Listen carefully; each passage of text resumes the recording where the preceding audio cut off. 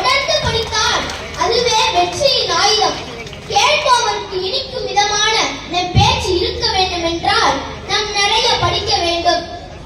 நல்ல நல்ல புத்தகங்களை படிக்கும் வழக்கம் இருந்தால் நம்முடைய அறிவு விசாலமடையும், உலகம் புரியும்.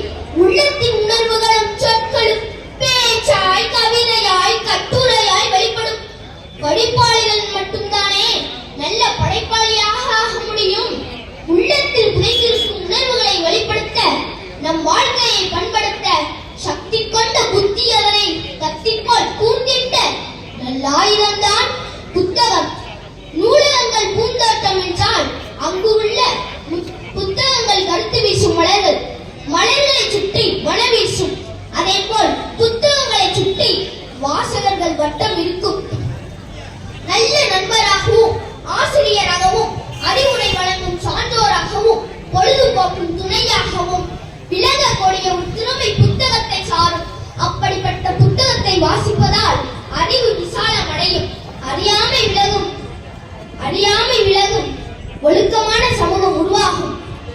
துப்பாக்கியிலிருந்து வெளிவரும் தோட்டாவை விட 1000 மடங்கு வீரியம் ஆனா 1000 புத்தகத்திற்கு உண்டு என்கிறார்கள்.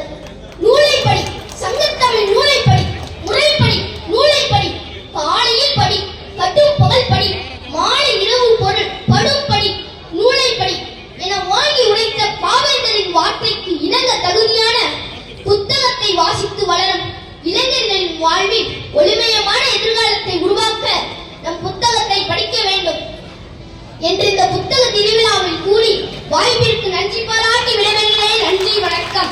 வாழ்க தமிழ், வளர்க புகழ். நன்றி.